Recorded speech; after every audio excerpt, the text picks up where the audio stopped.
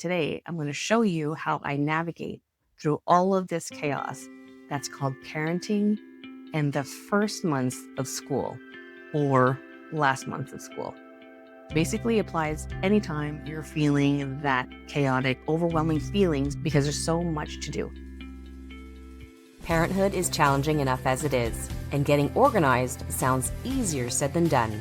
Now, combine these two together, and it's truly a balancing act that many of us struggle with day in, day out. If you're here, it's because you want to know how to get your life and home more organized and structured where the kids are involved too, so that parent life is a little easier and you can focus on what truly matters. Hey there, I'm Dianne Jimenez, owner and founder of One Tidy Place.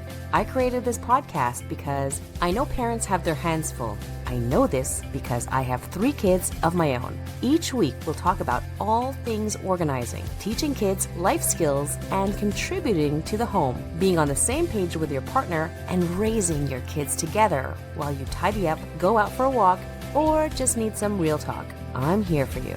Thank you for tuning in. Are you ready? Let's do this. Welcome back to another episode of the Organized-ish Parent Podcast.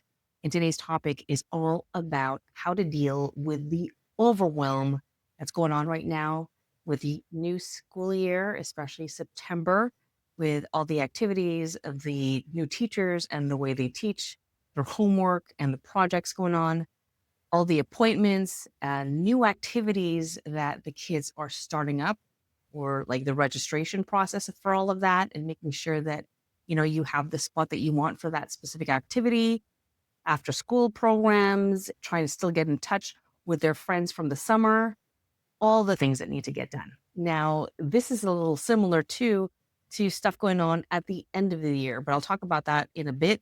But basically, this episode is to help you navigate through this chaotic period.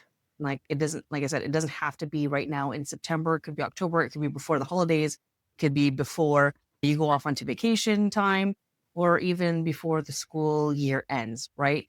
There's a lot of changes going on. There's a lot of emotions, not only just from our children, but even ourselves too. We might have some anxieties, or maybe our kids didn't get the teacher that they wanted, or they're not in the same class as their friends. So that's causing a whole other drama going on in the house. Nevertheless, the time right now is a lot busier than it was just a few short weeks ago, right? Like it feels like on fast forward and with a heavier load too. So that's what this episode is all about. It's to help you and to show you how I navigate through this chaotic time. So if you're new here, welcome. My name is Dianne Jimenez. I am so happy that you tuned into this episode. And if you're a returning listener, thank you, thank you, thank you. You just being here to take the time off your busy schedule to listen means the world to me. So thank you so much for that. And so just in case you didn't know, I also have my podcast out on video. So it goes out on audio to any podcast platform that you normally listen to. But I also have a channel on YouTube. It's called Dianne Jimenez. And I post the podcast episodes on YouTube as well. All right, so let's get started. So how do we deal with the constant overwhelm when there's so much going on right now and there's so much on our plate that we have to deal with? So that also means that there's a lot on our to-do list, right? Tell me, does this sound familiar? Waking up already stressed before the day even begins, your brain buzzing with don't forget this or don't forget that thoughts running through your head throughout the day, snapping at your kids for minor things because your stress is overflowing, or ending the day exhausted, but yet unsatisfied because there's still a lot on your to-do list. Now, if you've experienced at least one of these things, then I guarantee you're doing one or more of the following. And that is saying yes to all the things, to the people, to the activities, to the invites, to the play dates, to everything, even things that are not even school related or related to their main activity.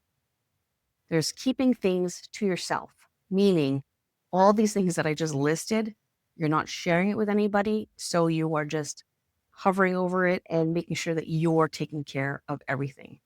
Or perhaps you believe that if you weren't the one doing this, then it won't be done right, or that it won't get done right away. So you just take everything upon yourself to do. Am I close or on point? Well, don't worry because you're definitely not alone here. Many moms, myself included, along with clients and friends of mine, we've all had these experiences and are still having them today. And some of us are tweaking and making little changes in our lives to reduce the stress and the overwhelming thoughts and feelings and that heavy mental load. And today I'm going to show you how I navigate through all of this chaos that's called parenting and the first months of school or last month of school. Basically applies anytime you're feeling that chaotic, overwhelming feelings because there's so much to do. Like, for instance, I feel particularly overwhelmed nearing the end of the school year in June when all the projects are due, the exams are happening, there's more forms to fill out because there's the outings that the kids want to go to. And you have a kid that's graduating elementary school, and you were part of all the committees to make sure that their graduating year is that much more special and memorable, like I had to do 2 and 4 years ago. So June, yeah, it's crazy town. And it will be again for me this year. So, how am I laughing now, knowing the chaotic, crazy year I'm getting into right now? Well, for starters, I've had a couple of runs at this with my other two kids, like I just said. But regardless if it's a graduating year or it's the first time your kid's entering big kid school or that is just a regular year, it can still be a lot. So, what do I do? Well, the first thing I do is I take a breath, a big, deep breath for myself. And I also tell myself that I need to empty my brain so that I can see all my thoughts outside of it. Here's how. You guessed it. I grab a pen and brain dump all the thoughts, everything, all the what to do, what I need, or the events, the don't forgets, and the this and that on a nice big paper. I don't know. There's something about writing things out and putting pen to paper that just is like soothing or therapy for me. I don't know what it is, but after writing everything I could think about right there on the spot, I take another deep breath and I look away. I literally step back sometimes. So, by the way, I'm giving you like a step by step of what I do because these last three steps that I just talked about, take a deep breath, brain dumping everything out on paper, and stepping away literally saves me. Like, it brings calm to me almost instantaneously. And it brings me down from, oh my God, I got to do this. I got to do that. I got to go here. I got to call this. I got to book that to, all right, okay, okay, I can do this. It's okay. So then after stepping back, I take another deep breath. And sometimes I'll even, instead of stepping back, I'll even walk away and do something else. Like I will change the load and put it into the dryer or something, or take a glass of water. So once I've emptied my brain and all the emotions and feelings that I felt have kind of like slipped onto the pen and onto paper, and writing it, like writing seems to have taken everything away. This to me, I feel like I've created that distance and separated the facts from my emotions. And now I can think rationally. So when I come back to my list, I look at it and I accept it. I say, yes, this is a lot. And at this point, I usually call my husband and let him know of what's going on. Usually I don't really call him. I text him and saying, these are the things that are going on, or I just list them, or I even just say, there's a lot of stuff going on for the kids. Let's talk about it later, or these are the top three. something of those lines. But basically, what I'm saying is that I share the information with my spouse, especially because it has to do with the kids. He's the person parenting with me, so he needs to know about these things. So, this alone, just giving him like the heads up, usually ends up in two ways. One, he is taking the things that he can take care of from A to Z and he's doing them when I do the other part, or we're basically doing a back and forth of like prioritizing of what needs to get done first, second, and third. So to me, it helps because I have someone else on my side supporting me and we're supporting each other to say, how are we going to do this? What is our plan of attack when it comes to all the things that need to get done? So, just a side note here on my Facebook, on my private Facebook group, I go live every Wednesday. And this week I talked about communicating with your spouse. Anyway, I had mentioned that I had a client of mine was telling me about how she was always telling her husband that this needs to get done and that needs to get done. And he was always responding with, yeah, yeah, I'll do it, I'll do it, I'll do it. But then weeks go by, months go by, and the thing isn't even done. So she was at a point where she was ready to call someone like a professional to get the thing that her husband can do done. And it was just boggling her mind, you know? And she didn't really want to do that. So then we got to talking and I said, when do you normally tell your husband about these things? When did you tell him? Right? Or when did you remind him about the thing that needs to get done? And she said, oh, it's usually like after work or at night when we're just like watching TV or something like that. And I was like, okay, you told me your husband works a lot, and you said that he wakes up early, right? So how is he in the morning? And she said, well, he's usually jovial, and he talks a lot, and he's very alive and awake, right? So then I said, what if you told him about the to-do list, about the stuff that you want to get done in the morning? See how that goes.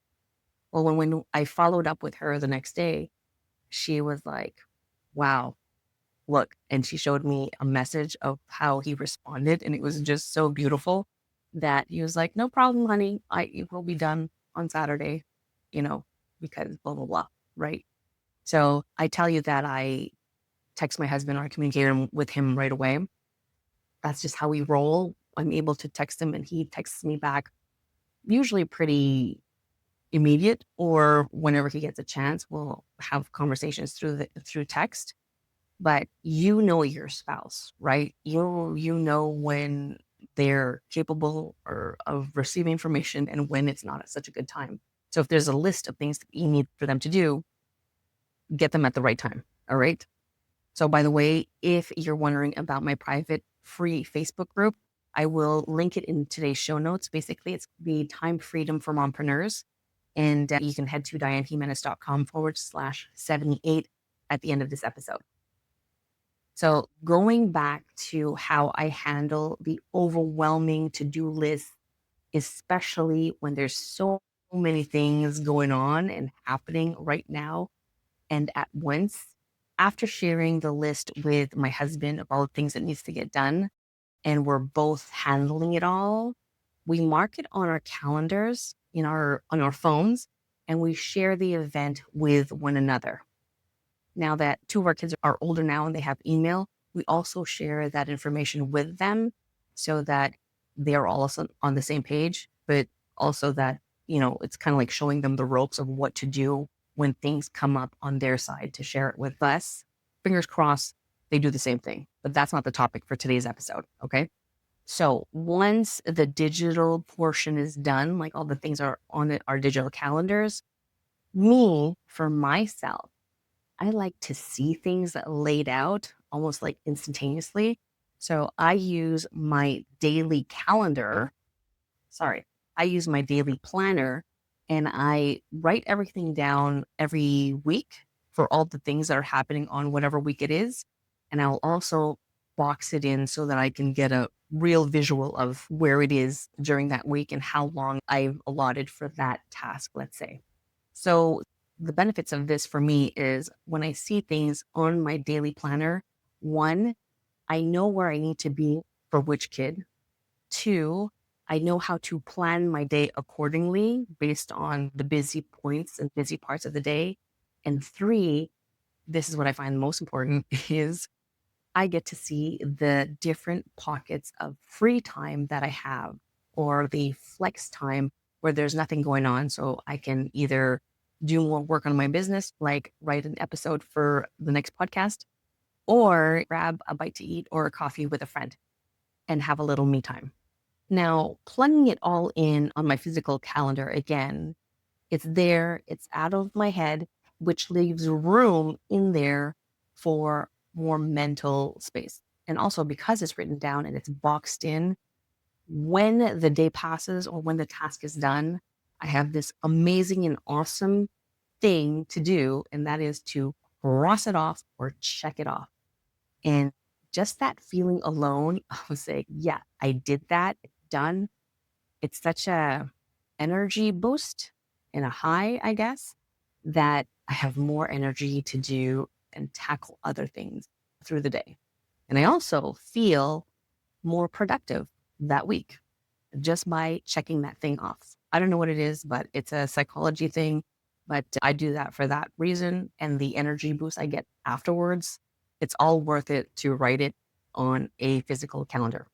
So that's pretty much how I handle all the overwhelming to dos and don't forget this and that running through my head all day long for days and days and days, on top of all the other stuff that's going on up there, right? So, my goal for this episode was to give you some tools and some tips from someone who's constantly thinking of what's happening, what needs to get done, who needs this, who needs whatever. And also, someone who doesn't want her kids to miss out on opportunities and experiences or to be the reason that things got forgotten or were missed. I don't want to be that person. I hope that you found this episode helpful and that you got some great takeaways from it. If you did, I'd love to know what they are. So send me a direct message on Instagram or on Facebook. My handle is at One Tidy Place. That's a number one tidy place. Thank you again for tuning in and taking me on the ride with you on the way home from work or from wherever errand that you're doing. And I will see you next time. Bye bye.